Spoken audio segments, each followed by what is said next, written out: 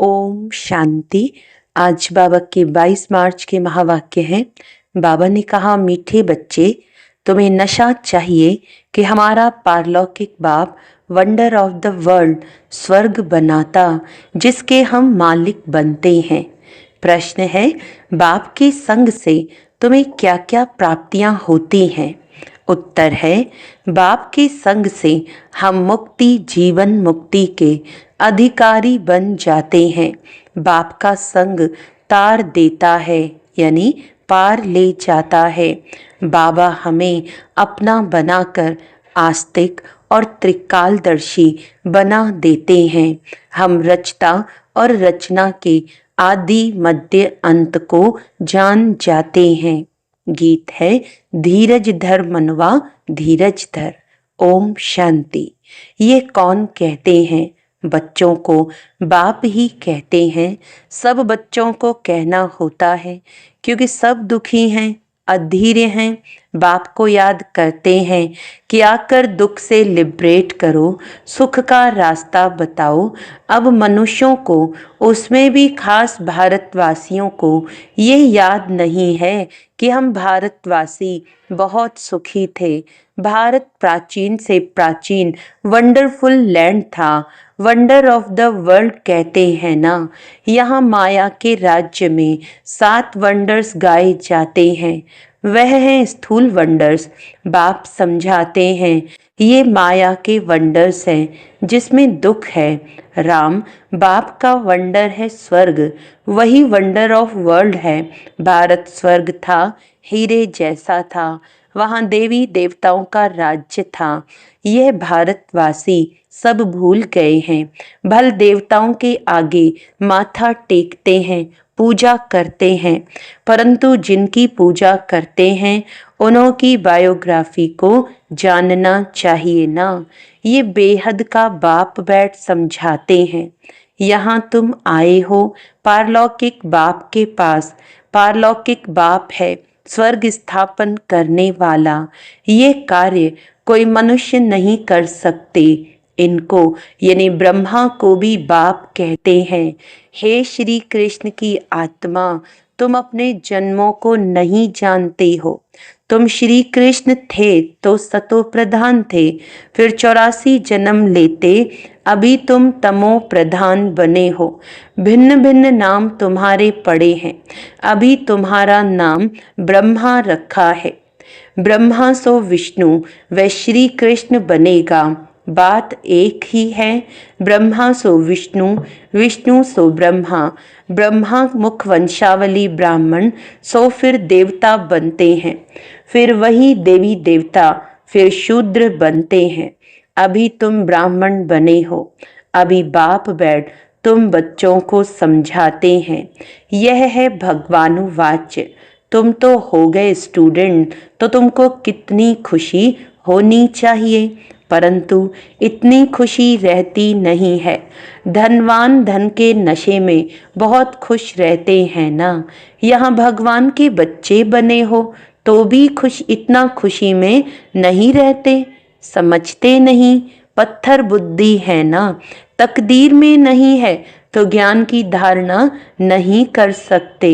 अब तुमको बाप मंदिर लायक बना रहे हैं, परंतु माया का संग भी कम नहीं है। गाया हुआ है, संग तारे कुसंग बोरे। बाप का संग तुमको मुक्ति, जीवन मुक्ति में ले जाता है। फिर रावण का कुसंग तुमको दुर्गति में ले जाता है। 5 विकारों का संग हो जाता है ना। भक्ति में नाम कहते हैं सत्संग, परंतु सीढ़ी तो नीचे उतरते रहते हैं। सीढ़ी से कोई धक्का खाएगा तो जरूर नीचे ही गिरेगा ना। सर्व का सदगति दाता एक बाप ही है। कोई भी होंगे, भगवान का इशारा ऊपर में करेंगे। अब बाप बिगर बच्चों को परिचय कौन दे? बाप ही बच्चों को अपना परिचय देते हैं। उनको अपना बनाए सृष्टि के आदि मध्य अंत का नॉलेज देते हैं। बाप कहते हैं, मैं आकर तुमको आस्तिक भी बनाता हूँ, त्रिकालदर्शी भी बनाता हूँ। ये ड्रामा है, ये कोई साधु संत आदि नहीं जानते। वह होते हैं हद के ड्रामा, यह है बेहद का। इस बेहद के ड्रामा में हम सुख भी बहुत देखते हैं तो दुख भी बहुत देखते हैं। इस ड्रामा में कृष्ण और क्रिश्चियन का भी कैसा हिसाब किताब है। उन्होंने भारत को लड़ाई राजाई ली, अभी तुम लड़ते नहीं हो। वह आपस में लड़ते हैं, राजाई तुमको मिल जाती है। ये ड्रामा में नूंद है। यह बातें कोई भी जानते नहीं है। ज्ञान देने वाला, ज्ञान का सागर एक ही बाप है जो सर्व की सद्गति करते हैं। भारत में देवी देवताओं का राज्य था तो सद्गति थी, बाकी सब आत्माएं मुक्ति धाम में थीं। भारत सोने का था, तुम ही राज्य करते थे। सतयुग में सूर्यवंशी राज्य था। अभी तुम सत्यनारायण की कथा सुनते हो। नर से नारायण बनने की ये कथा है। यह भी बड़े अक्षरों में लिख दो सच्ची गीता से। भारत सचखंड वर्थ पाउंड बनता है। बाप आकर सच्ची गीता सुनाते हैं, सहज राजयोग सिखलाते हैं तो वर्थ पाउंड बन जाते हैं। बाबा टोटके तो बहुत समझाते हैं, परंतु बच्चे देह अभिमान के कारण भूल जाते हैं। देही अभिमानी बने तो धारणा भी हो, देह अभिमान के कारण धारणा होती नहीं। बाप समझाते हैं, मैं थोड़े ही कहता हूँ कि मैं सर्वव्यापी हूँ। मुझे तो कहते भी हो तुम माता पिता, तो इसका अर्थ क्या? तुम्हारी कृपा से सुख घनेरे, अभी तो दुख है। ये गायन किस समय का है यह भी समझते नहीं हैं। जैसे पक्षी चूं चूं करते रहते हैं, अर्थ कुछ नहीं, वैसे यह भी चूं चूं करते रहते, अर्थ कुछ नहीं। बाप बैठ समझाते हैं, ये सब है अनराइटियस। किसने अनराइटियस बनाया है? रावण ने। भारत सचखंड था तो सब सच बोलते थे, चोरी ठगी आदि कुछ भी नहीं था। यहाँ कितनी चोरी आदि करते हैं। दुनिया में तो ठगी ही ठगी है, इसको कहा ही जाता है पाप की दुनिया, दुख की दुनिया। सतयुग को कहा जाता है सुख की दुनिया। यह है विशेष वैशालय, सतयुग है शिवालय। बाप कितना अच्छी रीति बैठ समझाते हैं। नाम भी कितना अच्छा है, ब्रह्मा कुमारी ईश्वरीय विश्वविद्यालय। अब बाप आकर समझदार बनाते हैं, कहते हैं इन विकारों को जीतो तो तुम जगत जीत बनेंगे। ये काम ही महाशत्रु है। बच्चे बुलाते भी इसीलिए हैं कि हमको आकर गॉड गॉडेस यानी देवी देवता बनाओ। बाप की यथार्थ महिमा तुम बच्चे ही जानते हो। मनुष्य तो न बाप को जानते न बाप की महिमा को जानते हैं। तुम जानते हो वह प्यार का सागर है। बाप तुम बच्चों को इतना ज्ञान सुनाते हैं, यही उनका प्यार है। टीचर स्टूडेंट को पढ़ाते हैं तो स्टूडेंट क्या से क्या बन जाते हैं। तुम बच्चों को भी बाप जैसा प्यार का सागर बनना है। प्यार से कोई को भी समझाना है। बाप कहते हैं तुम भी एक दो को प्यार करो। नंबर 1 प्यार है बाप का परिचय दो। तुम गुप्त दान करते हो, एक दो के लिए घृणा भी नहीं रहनी चाहिए, नहीं तो तुमको भी डंडे खाने पड़ेंगे। किसी का तिरस्कार करेंगे तो डंडे खाएंगे। कभी भी किसी से नफरत नहीं रखो, तिरस्कार नहीं करो। देह अभिमान में आने से ही पतित बने हो।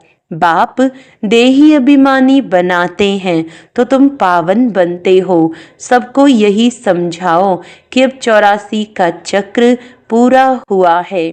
जो सूर्यवंशी महाराजा महारानी थे वही फिर 84 जन्म लेते उतरते उतरते अब आकर पट पड़े हैं। अब बाप फिर से महाराजा महारानी बना रहे हैं। बाप सिर्फ कहते हैं माँ में कम याद करो तो पावन बन जाएंगे। तुम बच्चों को रहमदिल बन सारा दिन सर्विस के ख्यालात चलाने चाहिए। बाप डायरेक्शन देते रहते हैं, मीठे बच्चे रहमदिल बन। जो बेचारी दुखी आत्माएं हैं उन दुखी आत्माओं को सुखी बनाओ। उन्हें पत्र लिखना चाहिए बहुत शॉर्ट में।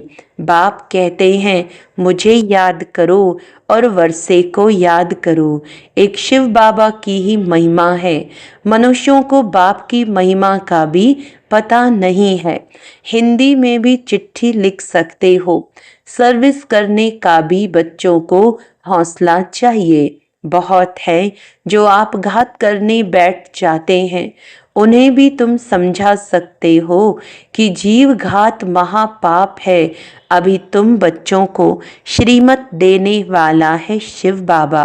वह है ही श्री श्री शिव बाबा।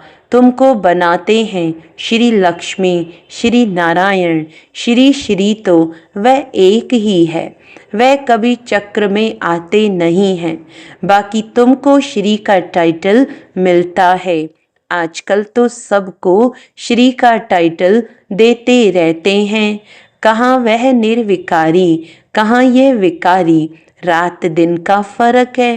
बाप रोज समझाते रहते हैं, एक तो देही अभिमानी बनो और सबको पैगाम पहुंचाओ। पैगंबर के बच्चे तुम भी हो। सर्व का सदगति दाता एक ही है। बाकी धर्म स्थापक को गुरु थोड़े ही कहेंगे, सदगति करने वाला है ही एक। अच्छा, मीठे मीठे सिकिलदे बच्चों प्रति मात पिता बाप दादा का याद प्यार और गुड मॉर्निंग। रूहानी बाप की रूहानी बच्चों को नमस्ते। हम रूहानी बच्चों की रूहानी बाप दादा को याद प्यार गुड मॉर्निंग। नमस्ते नमस्ते नमस्ते जी। धारणा के लिए मुख्य सार है, किसी से भी घृणा व नफरत नहीं करनी है। रहमदिल बन दुखी आत्माओं को सुखी बनाने की सेवा करनी है। बाप समान मास्टर प्यार का सागर बनना है। भगवान के हम बच्चे हैं, इसी नशे व खुशी में रहना है। कभी माया के उल्टे संग में नहीं जाना है। देही अभिमानी बनकर ज्ञान की धारणा करनी है। वरदान है, बाप समान वरदानी बन हर एक के दिल को आराम देने वाले मास्टर दिलाराम भव। जो बाप समान वरदानी मूरत बच्चे हैं, वह कभी किसी की कमजोरी को नहीं देखते। वह सबके ऊपर रहमदिल होते हैं। जैसे बाप किसी की कमजोरियां दिल पर नहीं रखते, ऐसे वरदानी बच्चे भी किसी की कमजोरी दिल में धारण नहीं करते। वे हर एक की दिल को आराम देने वाले मास्टर दिलाराम होते हैं। इसीलिए साथी हो या प्रजा, सभी उनका गुणगान करते हैं। सभी के अंदर से यही आशीर्वाद निकलती है कि हमारे सदा स्नेही सहयोगी हैं। स्लोगन है, संगम युग पर श्रेष्ठ आत्मा वह है जो सदा बेफिक्र बादशाह है। अच्छा, आज मातेश्वरी जी के अनमोल महावाक्य हैं, ज्ञानी तू आत्मा बच्चों की भूल होने से 100 गुना दंड।